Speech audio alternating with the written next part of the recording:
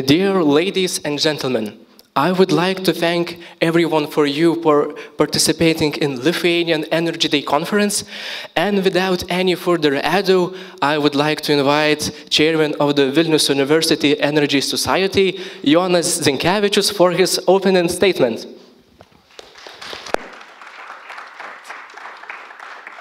Okay, everybody can hear me quite well, I guess. Well, thank you all for gathering here this morning. As I was introduced, I am Jonas Zinkevičius, Chairman of Vilnius University Energy Society. If you don't know who we are, well, we are independent, non-political and non-profit oriented society of students that gather around, well, better understanding of energy sector on social, economic, or political points of view. Well, today we mark not only really important National Day, Lithuanian Energy Day, but the first conference that has ever been organized by our society. And it's a major milestone that, well, it really just gives the solid grasp of our capabilities to demonstrate great output and professional look to energy sector. There is no doubt that energy infrastructure today faces one of the most difficult obstacles, synchronization with continental Europe's grids, and probably it's obvious by now. I'm quite nervous, so excuse me for that.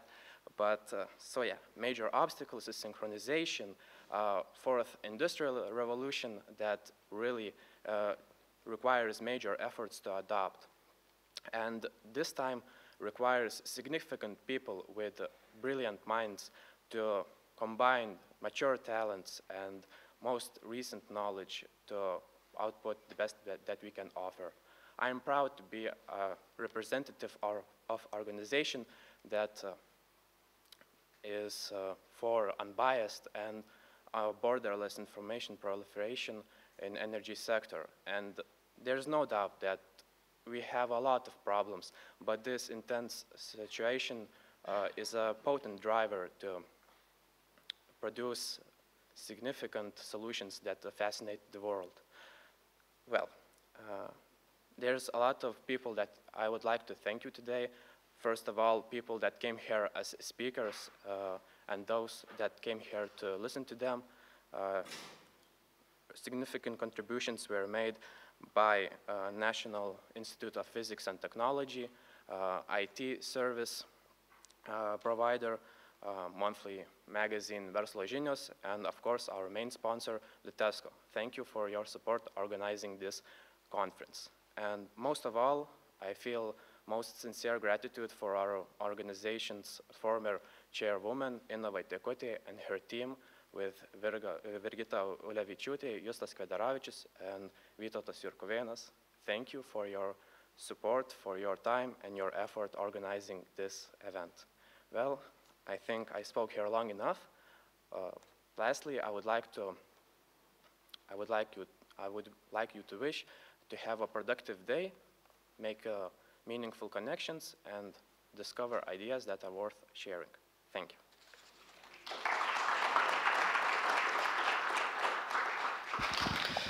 Thank you, Jonas, for honest introduction.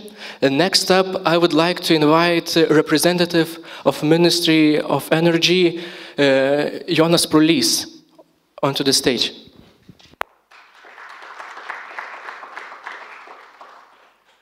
Okay, good morning, everyone.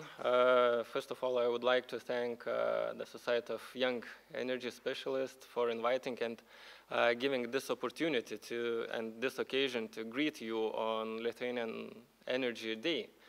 Of course, what was mentioned that synchronization with continental Europe is the project which we will be implementing in the nearest future, and it is one of the most important. But using the opportunity, I would like to stress the projects we have implemented recently and that we are famous for in the region, in EU, and in the whole world.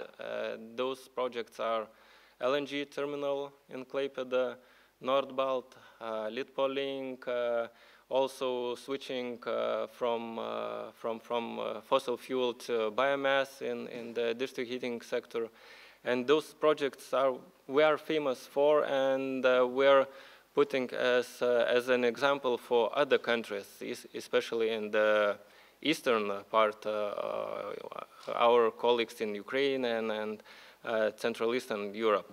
So those projects let us diversify the import sources, imported fuels, and we're not dependent on the sole importer or sole fuel source anymore.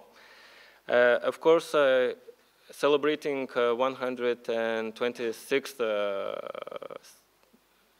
occasion on the Lithuanian Energy Day, we meet it with the new draft of energy strategy, new draft of national energy independence strategy, and it comprises all the new topics that we haven't had before in the previous strategy versions.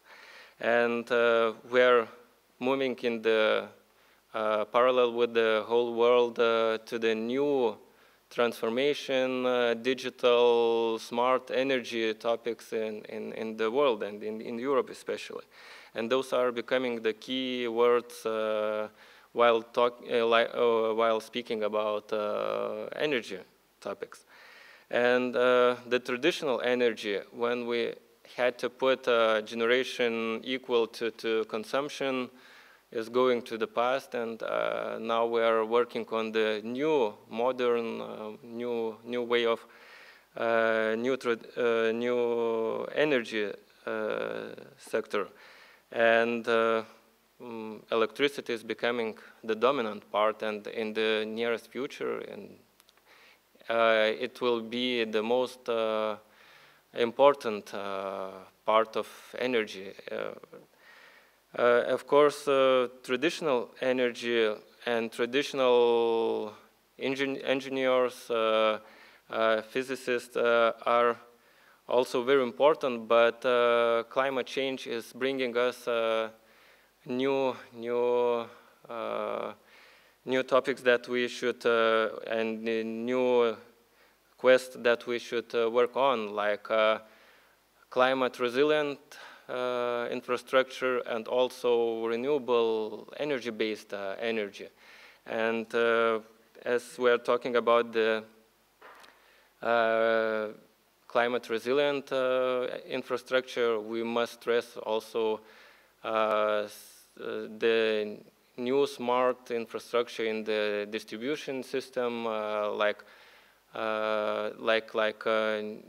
new ways of how to self-healing infrastructure is becoming resilient for climate changes, for storms, for winds, for thunder and everything, freezes and so on.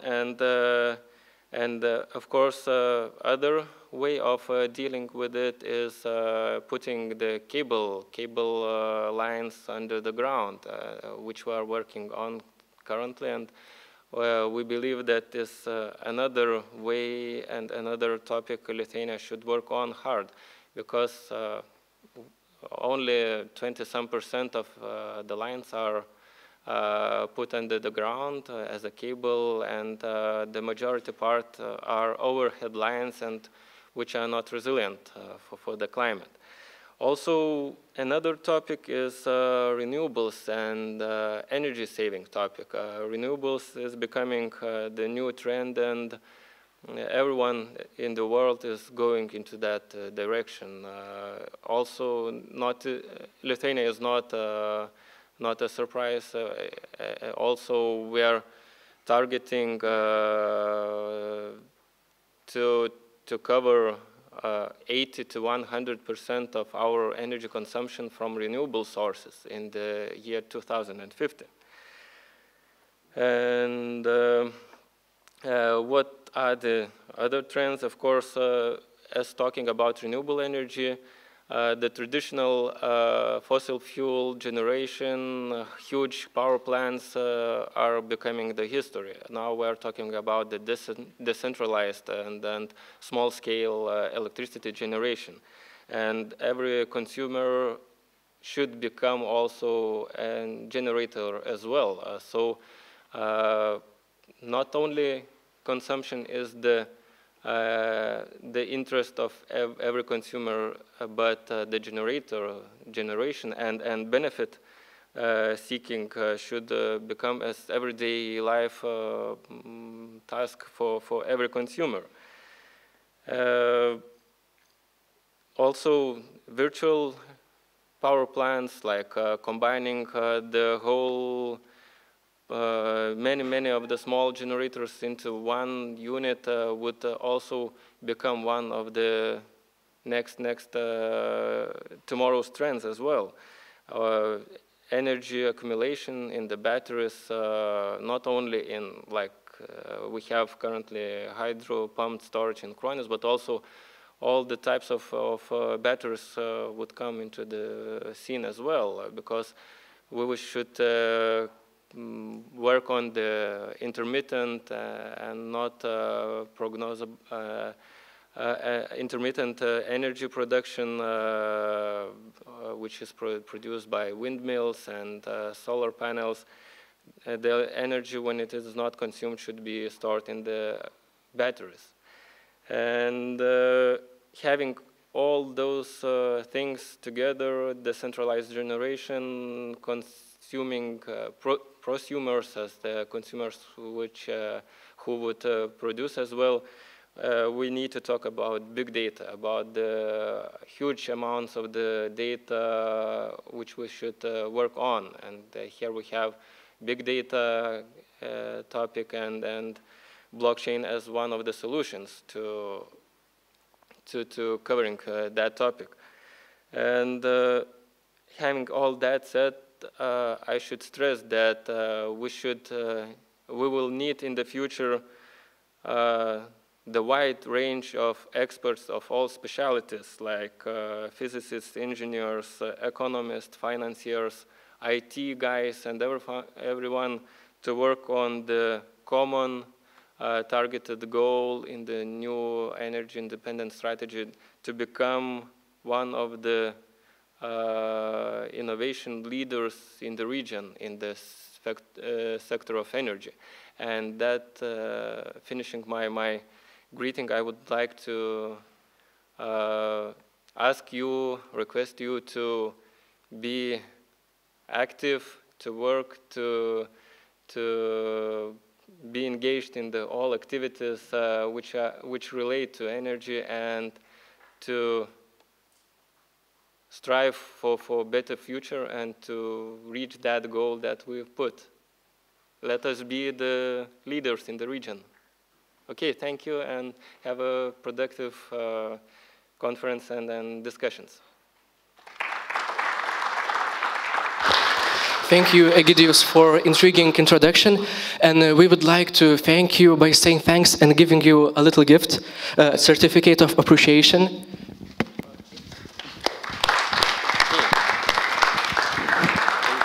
Thank you. Okay, and now let's move on to the first speaker of our conference.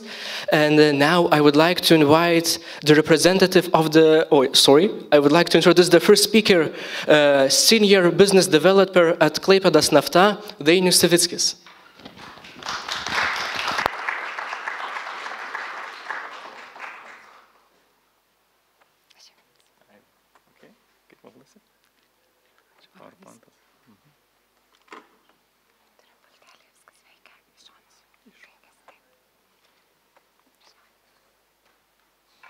So, hello everyone, I'm Dainius Savickis, Senior Business Developer at Klaipėdos Nafta, and thank you for having me here. Today I'm going to talk about KNs and from the perspective of Industry 4. And probably let me start with a quick overview on the KN's activities and give you a quiz question. So in 2016, the regasified natural gas from Klaipėda LNG terminal was delivered to 2 countries. So how do you think? How many countries received LNG or natural gas from the Klaipėda LNG terminal?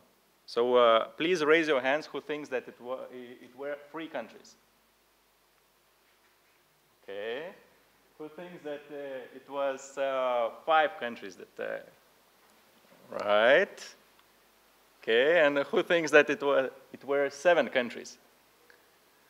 Okay, so, well, I think half of you know correct answer, and it was 7 countries. So, regasified and in the form of natural gas was delivered to Lithuania, Estonia, and Latvia. In the form of LNG, which was loaded to smaller LNG vessels, was delivered to Norway, Finland, and Sweden. And in form, again, in LNG and loaded to trucks, and then it was delivered to Poland. Okay, so our traditional, actually, business is handling crude oil and oil products. And the loading takes place, actually, from railway cars to the tankers, vice versa, as well as from storage tanks to trucks. So we are rather successful in this business, operating for more than 50 years. And actually, last year, we even surpassed Ventspils Nafta and in terms of throughput. And we are now considered as the largest oil terminal in the Baltic states. Since 2012, we've been operating the Subačius fuel base in the Kupiškis region. And where the state's fuel reserves, petrol and diesel is being stored and processed. And that's the task assigned to KN by the state. Since 2014, we are in the LNG business. And you probably know the FSRU Independence and that we've been operating that. That's the terminal which is a large-scale, full-scale terminal based on third-party access, and that's the multi-user, the only one multi-user FSRU terminal in the world, actually. And the capacity of the terminal fully satisfies the natural gas demand in Lithuania and to the entire, and probably could we say that to the entire extent of whole region. The next step in bringing full value to the LNG traders and to the end users was development of small-scale terminal, the so-called Klaipėda reloading and bunkering station. The station actually is located 7 kilometers apart from the Independence, and was launched last year. So the station provides services to smaller LNG vessels, bunkering vessels, as well as to trucks. And in order to supply LNG from for the station, we set up a joint venture with Nauticor, former Bohm & Linde Group company, for the vessel project. And this vessel would then transport LNG from Independence to the small-scale terminal. And this vessel is now being built and will be delivered by the end of this year. And at the end, myself, I'm working with international LNG projects where KN is providing advisory services, and as well as looking for investment development opportunities in terms of LNG import terminals. So now let's go to the main topic of the presentation and look briefly how the industrial revolutions evolved. So the first industrial revolution used water and steam to mechanize production. The second one used electric energy to create mass production. And the third one used electrons and IT technologies for the mass production. So the fourth one, which is now currently underway, is built upon the third one and the digital revolution, which has been taking place since the middle of the last century. The vision of the factories fourth, I could describe as that the factories embedded in the smart city and powered by wind, sun, and geothermal energy. And you probably noticed that this fourth industrial revolution is not about invention of a new type energy, as it was the case of the previous revolutions, at least not yet. And it's more about the integration and the use of renewables. Integrating, Industry 4 has 4 dominating themes. The first one, it looks at increasing productivity through the advanced analytics that enables a shift from detection to prediction and to prevention of the failure. The second theme, it focuses on increasing connectivity, both from the machine to machine and from machine to the products. And that's through the so-called industrial Internet of Things. The third theme, it focuses on increasing capacity within the organizations through the automation and robotics. And the fourth theme, it focuses on capability and also the experience of users and employees by digitizing various business processes. By integrating artificial intelligence, which is also the common name and characteristic of Industry 4, into complex web of supply chain, it will bring a much bigger benefit than any other technology. And McKinsey Consultancy, they are estimating that the firms could derive from 1.3 to 2 trillion USD dollars a year in economic value by using artificial intelligence in their supply chain and manufacturing. And many firms actually already employ robots powered by machine learning to improve the running of their factories. So what's the benefit then for KN? Here I would like to stress a few things, that Klaipėdos Nafta is working on the business-to-business mode, and we do not extract or own any oil and gas. We do not produce or manufacture anything. We do not sell items. So we are just basically the service providers to the businesses. And in this regard, we are just part of the supply chain. And being just part of the supply chain is crucial to be flexible and operate in an efficiency manner. So the Industry 4 and all these new technologies gives you just that. And the digital transformation, it makes the business processes more transparent, easy to manage and optimize. It also enables you to increase productivity and also decrease the resources you need. So in that way, you will be competitive in the market. And while at KN, we were always interested in new technologies and to implement and adopt them, but it was rather the ad hoc way, and the separate departments were responsible for it, like the IT, the technical department, etc.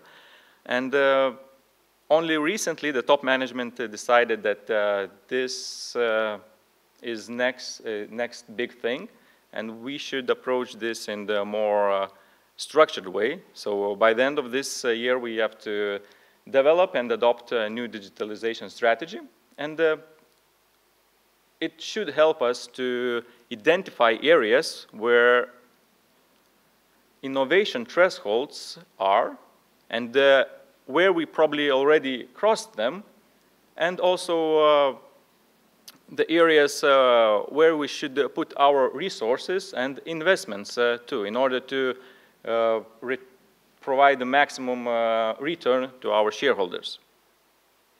And as an example and application of these high-level automation and integration, I could probably name the commercial systems that we have at a brand new reloading station.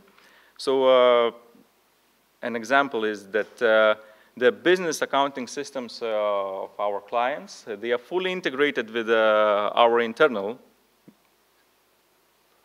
business accounting systems, and in particular the order execution system. So once the client issues an order, it is being pushed through the system till the end, till the loading point.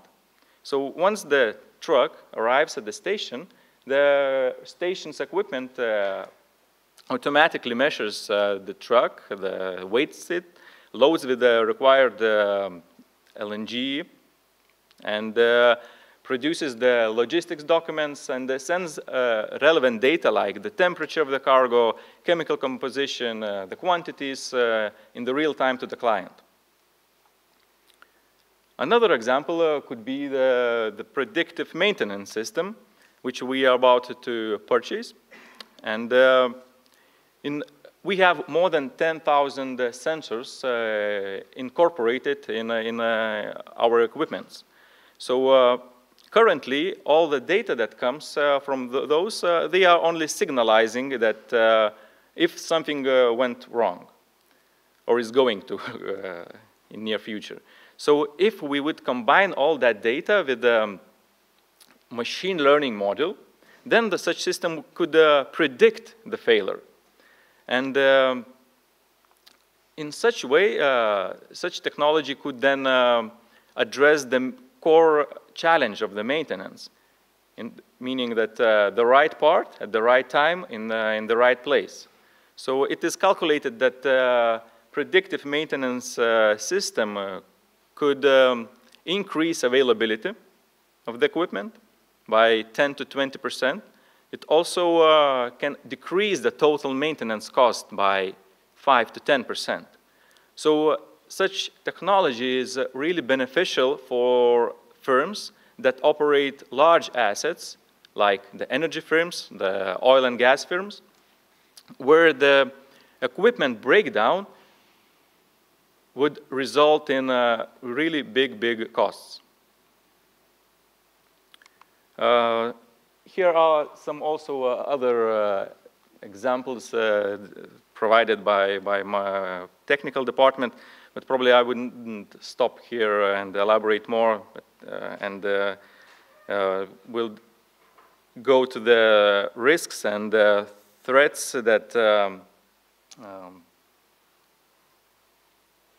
KN could face in regards to Industry 4. So it's pretty obvious that if demand for oil and gas would decrease at some time in the future, so it will have a significant impact on KN sustainability. So it wouldn't be a wise strategy to sit and wait when such days will come. So what we do, we try to diversify our services. And one of the examples is in the oil terminal, where we are expanding our tank storage park with the aim to increase flexibility and as well to diversify in terms that we would accept and load different type of products. So last year we loaded for the first time gas oil and alkylate, so that's just some examples of it. And such strategy actually works fine at the moment. The Klaipėda port, the oil handling in the Klaipėda port is Klaipėda port manages to increase its throughput, and that's also thanks to the Lithuanian Railways incentives and incentives by the Klaipėda port. And despite even the Russian pressure on the Belarusian companies to use only Russian ports. So what we see that Latvians and Estonian ports, their throughput is decreasing. And at the end of the presentation, I would like then to spend a few minutes on the global energy news, its myths and facts and forecasts. And because if we look only at the press, the headlines of the press, you could think that in few years only electric autonomous cars will be driving everywhere, and the energy would be produced only from wind and sun. But in business, you have to take and make decisions based on the real facts and the best quality forecast. And those, as provided by the Wood Mackenzie, one of the largest analytical companies in the world, as well as the same results are from the International Energy Association. So the first thing is that the coal consumption in the next 20 years will grow. And it's not so obvious if you look only at the press headlines. The second thing, the oil consumption is also significantly increasing, and just by a bit less than all renewables combined. So by 14 and 18% respectively. And the third thing, the consumption, the largest increase is in the consumption of natural gas. And obviously, this growth comes from emerging markets. That's from the Asia and the Americas continents. And it's also mostly the electricity, gas-to-power projects, half of it.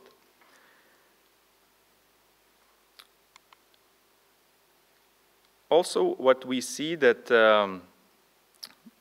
that additional gas is it will be transported more and more by in form of LNG, not by the pipelines. And for that, you will need additional LNG import terminals capacities. So, and this is one of the reasons why the KN is looking at the global projects. And this is also in line with the Lithuanian energy strategy in terms of energy innovation and its export. So our energy ministry, as the main shareholder of Klaipėdos Nafta, is expecting that KN would not only provide energy security for the country and for the region, but also contribute to the economics of Lithuania by exporting its knowledge, experience, and excellence that we gathered from our development of LNG terminals here in Lithuania. So to summarize, I would say that it's obvious that Industry 4, it will change the traditional ways how the businesses were done in energy sector and any other sectors as well. And let's look ahead and be part of this transformation. Thank you. Thank you, Dainius, for interesting presentation. Please don't run away. And we would like to ask if somebody have any questions for the speaker. If yes, raise your hand and I will bring a microphone near to you. Okay, great, no questions. That means that great presentation. And we would also like to give you a little certificate of appreciation. Thank you very much.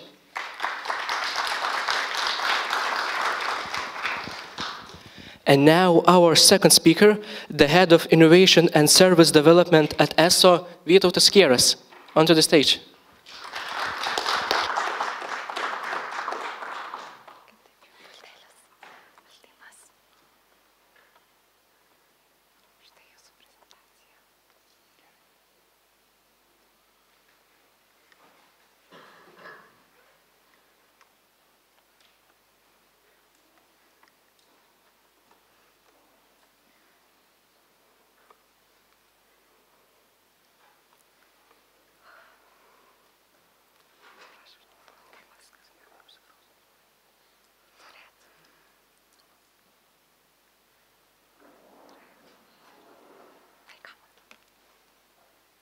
Good morning, everyone. I'm Vytautas Kieras, Head of Innovation and Service Development in ESO. First of all, it's very nice to see so many young, let's say, faces in let's say a question and the theme, which is energy. And personally, I'm working in the energy field for almost 10 years. And what I can say is I'm extremely happy that I chose energy because first of all, I'm happy that it's extremely interesting. It's interesting, and while working especially in Lithuanian companies, you can make an impact. So, for everyone here, either you're graduating or plan to graduate, first of all, I encourage you to, let's say, look into the opportunities which are proposed by our Ministry of Energy, by Klaipėdos Nafta, by Litgrid or ESO, to see what kind of career path you can choose, because, Lithuania has extremely high ambitions for energy innovation in the future. From my perspective, I will talk about ESO. So ESO is a distribution system operator. So distribution system operator, for maybe some of you which you don't know, we basically are the ones which bring the cable to your home. So we bring the cable or the gas pipes. So this means that we are not only operating infrastructure, we're the ones who are directly involved with communicating with our customers. And today I will talk not about, let's say, where we are going, because renewable energy, decentralization, on the big data, etc., all these trends are obvious. I will explain you how ESO is moving to that direction.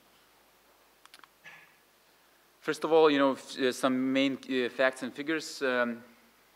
ESO, which stands for Energijos Skirstymo Operatorius, or Energy Service Operator, is one of the biggest infrastructure operators in the Baltics. So we have the highest capitalization rate in NASDAQ Baltics, and we operate more than 120,000 of cable and overhead lines in 35 kV and 10 kV and 0.4 kV.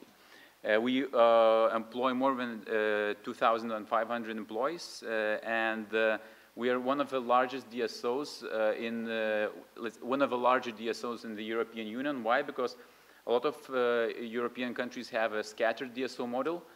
So this means that, let's say, different region has a different DSO. In Lithuania, we have quite a unique situation where we have a centralized DSO. So we are responsible for operating for more than 99% of our overall network. So this is really a huge infrastructure that we are responsible for. A few of the key trends, that we obviously see, and as Vice Minister stated, is the renewable energy integration, and our ministry has an extremely ambitious plan of integrating 34,000 let's say mostly PV and microgeneration plants into our DSO network. So this is also a challenge that we as a DSO will have to let's say see and evaluate, but we see this as a clear trend, a good direction, and more as an opportunity than a threat for our system. And just to illustrate what change this brings, a simple 5 to 6 kilowatt plant, which you would see on a typical home, it can more or less power up to 2 to 3 other households. So this means that this household is able not only to produce electricity for himself, he's also able to, let's say, produce electricity for his neighbors or for maybe anyone a bit further away.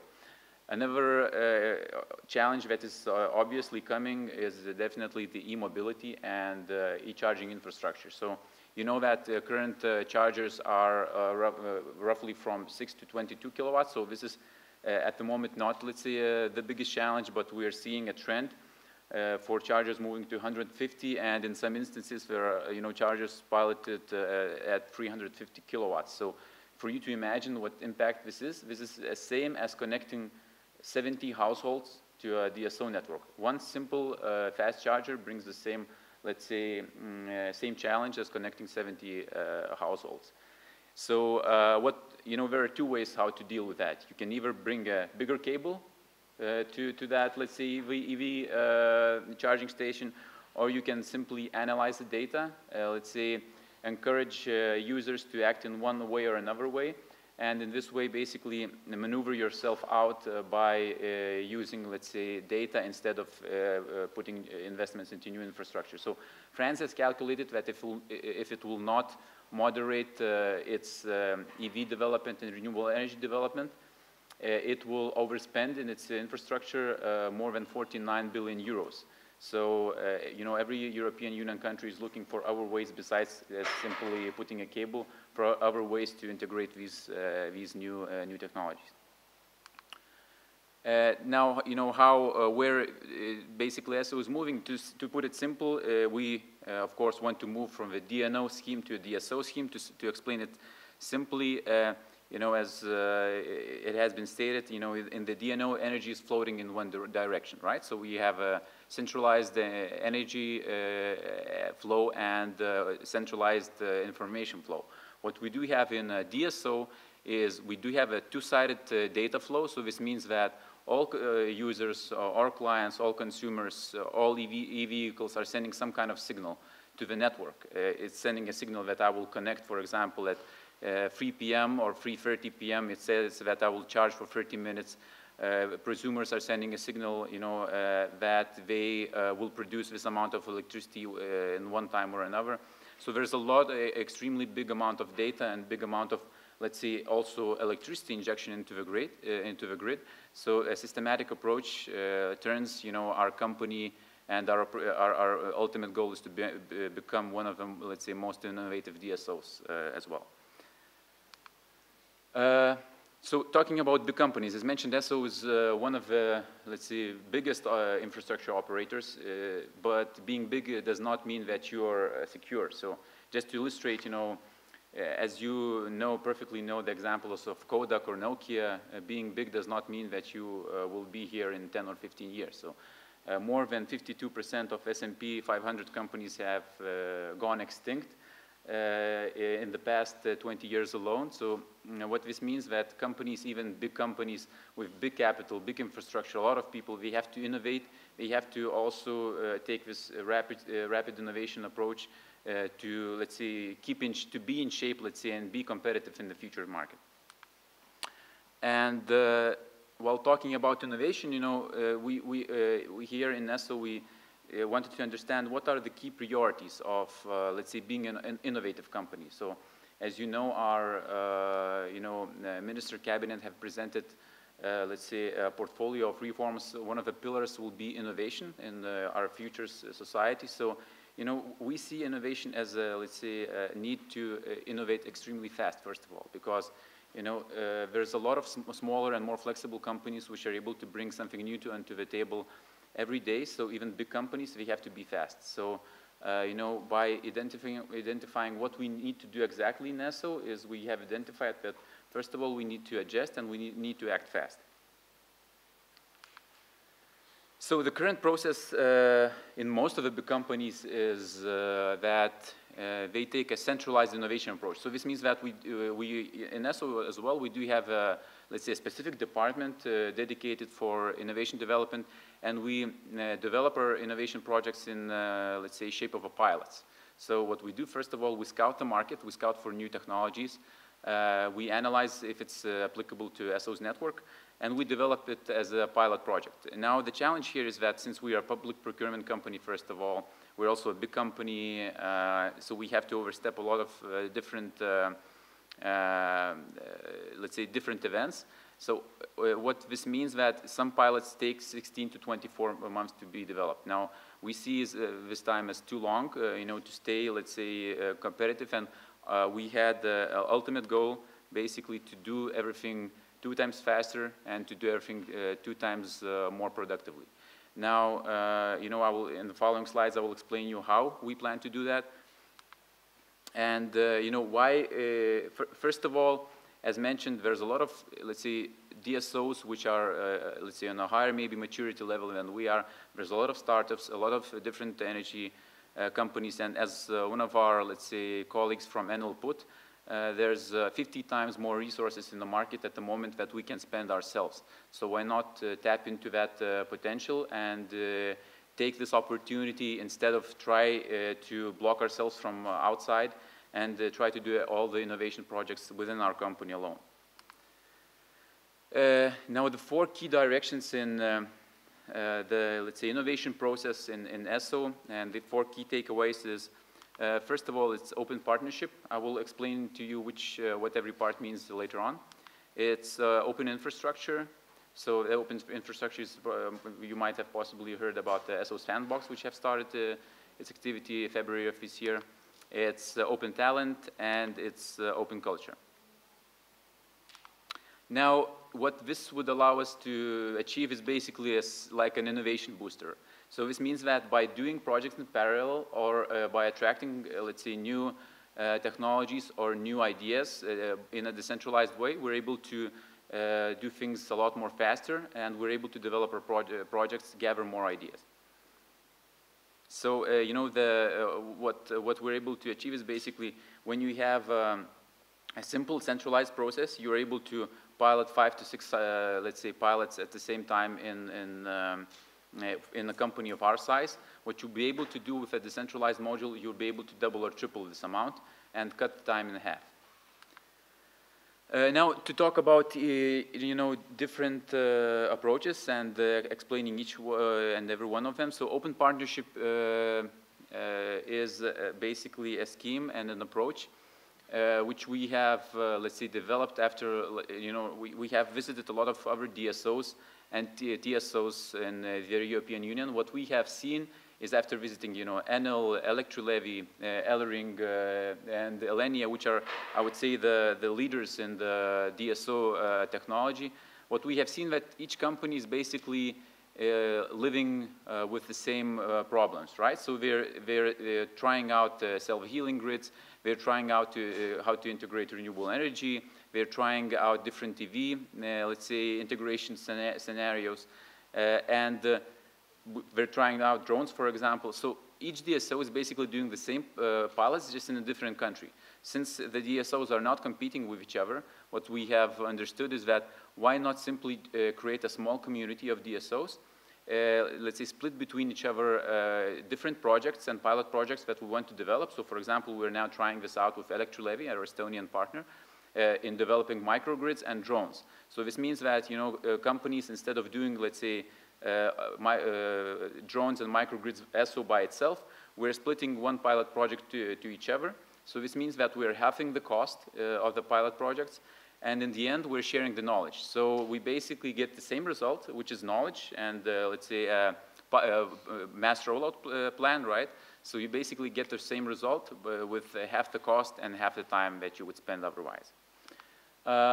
Open culture is more an internal initiative that we have in ESO. So this means that we have a centralized innovation department in ESO. What we want to encourage, since we have more than 2,500 employees, is we want to encourage every employee to innovate, right? So we don't want employees to think that it's only a matter of one specific unit to be responsible for innovation. So we want to distribute this effort, and we're creating, this year we plan to create like an initiative in ESO called the Innovation League, which means that each department will be able to submit project plans, and they will be able to generate their own ideas, and they will not have to go through this, let's say, corporate ladder up to the very top to get the permission. And this way we'll be able to gather more ideas, more initiatives. We'll have more innovation leaders in our company. At least this is our expectation. Open talent, this is an initiative also aimed towards people like you, again, newcomers to the energy market, to new, let's say, younger and talented people. So what this means is that we're partnering with universities and programs such as Talent Lithuania, and we're inviting for people to, let's say, come into ESO and, let's say, take a 6 or 7 month internship program. So we have now an example with 2 intern students. One of them is, for example, developing microgrid project plan in our company. So why we are doing this is, you know, the core of our specialists in ESO are mostly electrical engineers, right? So, and the average duration of their employment is 15 years. So in order to gather people like big data specialists, drone operators, we need to, let's say, make some outside initiatives besides usual employment. Also, you know, want to encourage to look into, let's say, the innovation employment in Lithuanian Energy side. So there's few positions inviting to join our innovation team. Open infrastructure is the SO sandbox. So opening up the energy infrastructure, as mentioned, we have one of the biggest here in the Baltics, and we're inviting, energy startups and also bigger companies to try out their new technologies. So what we're doing is they simply submit an application. You can go to so.lt, submit an application. It will not take you more than 5 to 7 minutes to fill in that application. And after that, we commit to provide you an answer within 2 to 3 weeks. So this means that it's not an endless process if you want to do something with a public utility operator. After this, after going through our internal committee, we submit these applications. So we have 7 applications so far within the first several weeks, and 4 of them received the go for further project development. So in this way, we decentralize the idea generation. So this means that not only inside our company we have to think and see what ideas are let's say, being developed in the energy market, but outside companies are bringing the ideas themselves to us. So the first concluded project has been with Siemens, and this has been for short circuit indicators in our distribution energy grid to help detect the fault location in our distribution network. I believe this is it. Besides the process, which is mentioned, is very simple. I would ask if any one of you have any questions. Okay, thank you. Thank you, Vytautas, for a great presentation, and also a gift for you. Okay. Thank you. Thank you. And now our first speaker, energy advisor for Veolia Central and Eastern Europe, Jean Zacraste.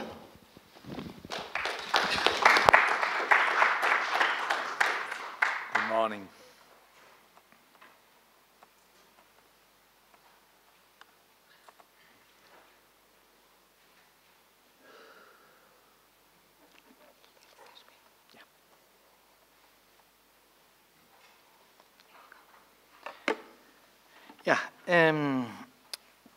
I will speak about something which could appear like old technology, but in fact it's fundamentally moving now, and with a very specific question: what's the best energy you can have here? First, the energy you don't produce. Energy savings, energy efficiency, specifically in the heating business, is a key for the future in Lithuania, and I will make a very short presentation on 2 aspects. What have been done, I took example from what we have done in Veolia in Lithuania, in order to improve the supply chain for energy from the fuel till the buildings. So when I speak energy, I speak heating first, even if we produce at the same time electricity, but the key question is the heating. And when you have improved supply chain, is it sufficient? In fact, not. And the question will be how to take advantage from a decentralized approach and a territorial approach for energy savings and energy efficiency.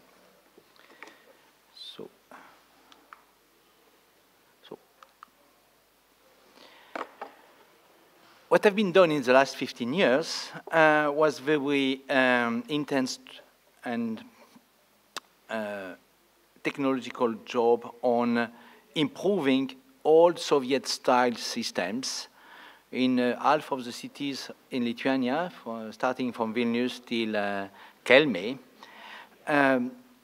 by increasing efficiency, first for plants and networks, optimizing the link between production and distribution, inverting the energy management scheme from a production side oriented, which is a standard way of thinking district heating in this part of the world, to become a demand side system. That means the demand control and drives the production side. And of course, specifically in Lithuania, diversifying the fuel, eliminating the heavy fuel oil, and increasing the proportion, and creating and increasing the proportion of biomass in the production site. So only few slides on results. We are speaking about money, in fact, because technical improvements in the production and distribution network, the heat losses decreased between 2002 and 2014. I will explain why I stopped in 2014. From 23% to 15%. What does that mean? That means in 2002, almost 1/4 of the heating, of the energy produced by the plant was lost in the pipes. Now, it looks like not very good, but for comparison with same region networks, it's a real success.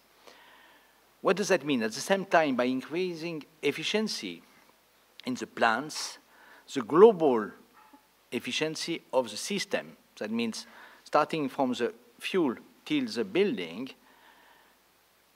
increased from 62% only to 76%. That means each year, the citizens of Vilnius, to take this example, have 1 year for free regarding fuels. 20% of savings in energy, in primary energy, it's a huge amount. I will explain why it's not sufficient. A few other indicators, loss of water inside the network. Traditional key KPI is the volume of the network. How many times do you refill all the volume of the network?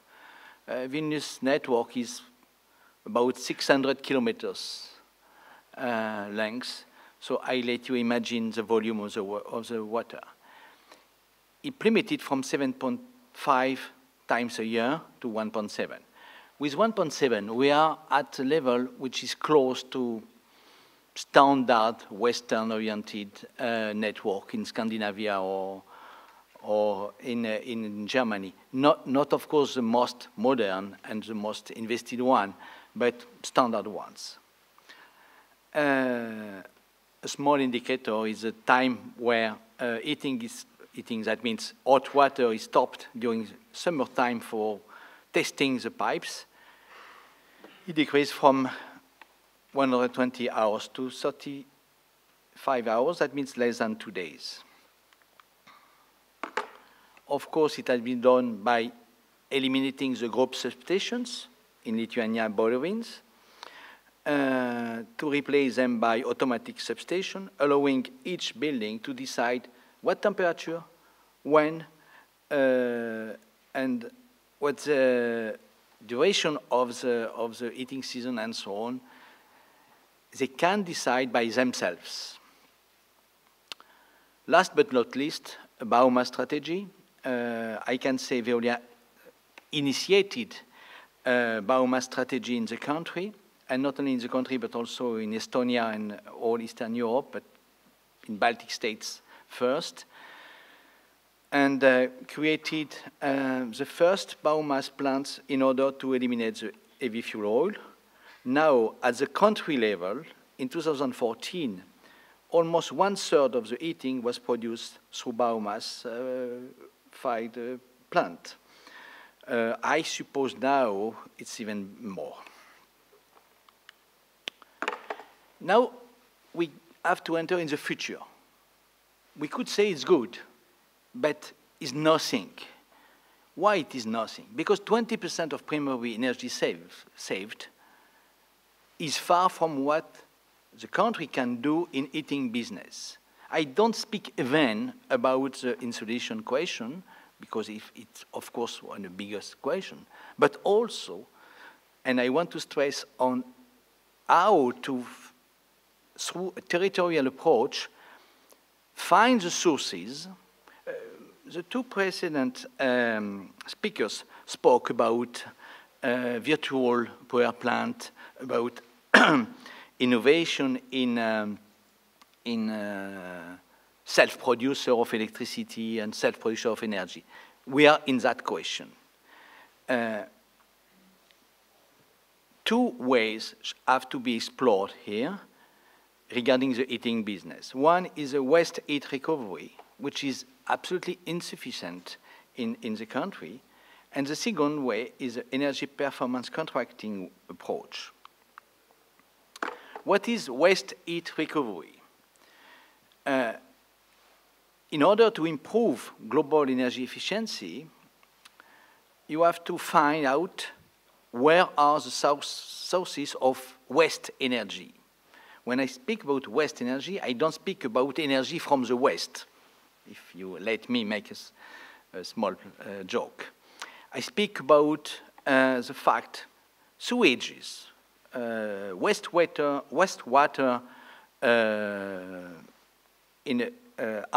in fact are at quite high temperature, and the heat is not recovered from this energy, which is an available energy. I speak about industrial plants. Part of the process very often is lost, and it's used only for warming the air. I speak about digestion of sludges. You can create biogas. This biogas could be injected whether in the gas network, if the quality is acceptable, or burned directly through CHP model. Of course, I speak also about incinerating plants from household or industrial waste in order to create energy recovery. On that last point is the only figure I will speak about for Veolia. 30 million tons of household waste are incinerating by Veolia in the world. So, few examples. I took only few ones. Up, sorry. Oh. Yeah. There is no light there. Okay. So the first one is industrial process. It's an example in Poland where the Volkswagen plant used a lot of compressed air compressor, and only by capturing the heat produced by the engines of compressed air, they saved about 150,000 € a year, and only from compressed air. Heat recovery from waste, from wastewater. I took an example in Roquebrune. It's a scheme on the top, on the right top. Through heat pumps, they recover the heat from the wastewater network. In Budapest, it's from sewage, that means all the water treatment residues, through heat exchanger. You have the scheme in the middle, and because of that, not in Budapest, it's Braunschweig. The fourth one in Braunschweig is co-digestion of sludge with bio-waste, grease and oil, and biogas to energy recovery by cogeneration, including also recycling of biogas from landfill and recycling of methane from fermentation of green waste, which are gathered around. All that is possible in Lithuania. You can make a biogas through sludge. I remember when I was in Vilnius, we even discussed with a water company in order to digest the sludge produced by the water treatment plant close to Garune, and to inject the gas directly to Vilnius Electrine. So that kind of things is totally possible. What's the interest of such example? It's free energy. You don't import energy. You don't create energy, you recuperate what exists. Last example, because it's for the fun, but it's more than fun, micro hydropower plant. You can put on the network of water small turbines, and you produce nothing.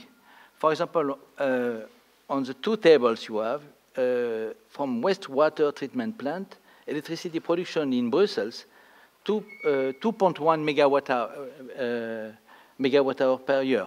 It looks like zero, but it's something. So energy source tracking, it's something which should be used in order to prevent, to create energy when you have already available energy. Last point is not an approach in the city itself, as it was for waste heating recovery, but at the building level. Energy efficiency in buildings, it's the biggest source of energy availability. If you consider average building in Vilnius, you could, without any risk, say, only by insulation action, you could save about 40% of the energy consumed in the building, as average. And if you act on internal systems, you can have something like 20%, so 0.2 multiplied by 0.4. That is the possible gain. Also exist buildings, public-owned buildings, schools, hospitals, this kind of thing, or of course office buildings, where exists HVAC, water, and so on. And what I explained at the level of the city, you could do at the level of the building in order, same, to increase energy efficiency. So, two examples. I took very close examples, one in Australia, so close to Lithuania. It's an energy performing contract on lighting, solar PV, HVAC, mechanical upgrades, energy and water savings in a group of buildings owned by by hospitals in Australia. And in Dubai, same, but of course without heating, I can admit. Building control, HVAC, lighting, water system, and so on. In Dubai, commitment of the EPC contractor, that means Veolia Dubai, is about 30% in 6 years.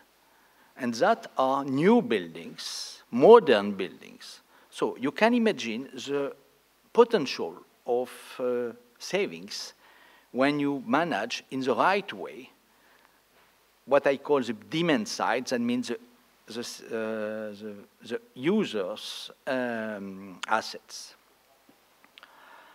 So that are my examples. And I thank you for the attention. I want to close my speech by saying now 3 directives, I suppose you will heard about that in the afternoon. 3 directives are under renovation in European Union. So EPBD, EED, and RED, that means renewable energy efficiency and building directives. All of them goes to the energy efficiency. And in the 2020 agenda of European Union, it was minus 20% CO2, minus 20% consumption, energy savings, and 20% renewable sources. Now we are closer for 2030 of something which is close to 30-30-30. That means commitments of countries will be about 30% of energy efficiency more. That means more savings in the demand side and through the heat recovery. Thank you very much.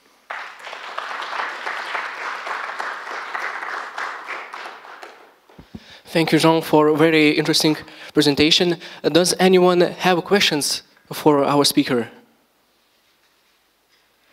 Okay, then actually I have one. You said that we are moving toward more biomass in the heat energy production, and when do you think we will reach 100% of it? We could always be close to. It's a joke, but not so much joke. I stay on the heating question because it's simpler than electricity for biomass. Because to produce electricity with biomass, it's very costly, and global efficiency is not so simple. Additionally, you exhaust the resource of biomass in a country. I have an example in France, close to Gardanne, in the southeast of France, where a big biomass plant producing electricity only, not CHP, but electricity only, has been very deeply attacked by NGOs because around 100 kilometers around this plant, there was no biomass available because it was too much, with import from Canada and so on and so on. So I stay on the heating question.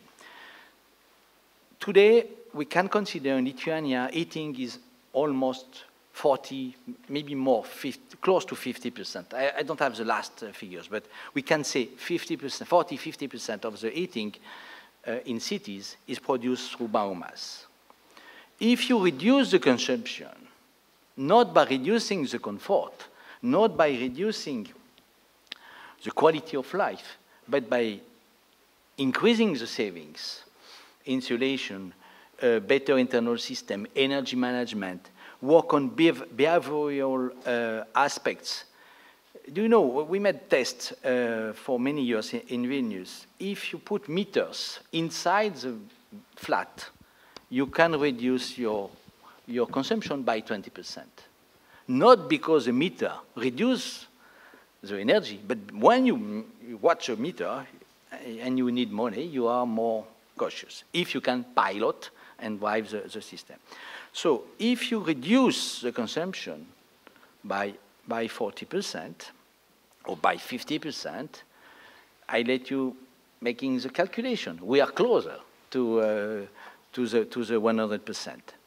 After that, if you want to go on, you have to take into account local production, local producers. We spoke about solar panels on the roof.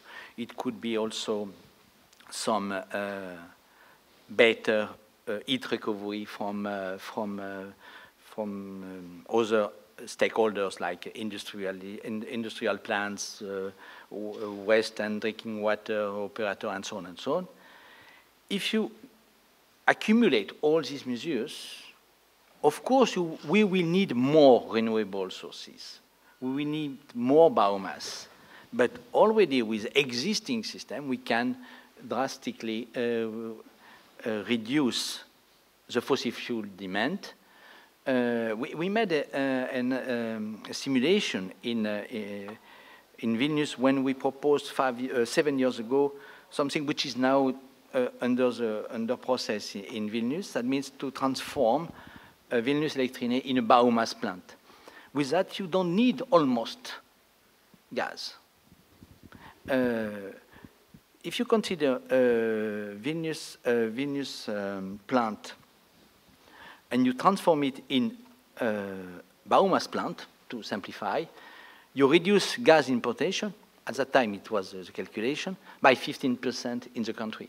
So you see, we have options, and the biomass is an option. The problem with biomass, you cannot rely only on biomass, because you will need more and more and more biomass, and the cost will increase. It has already increased, and the competition with other countries will come, and it could be a not so simple question. specifically in summertime, where what you do with the plants. So the best and the first question is to reduce consumption. So. Thank you, and please don't run away. We also have gratitude for you. Thank you. Thank you for participating. Thank you very much.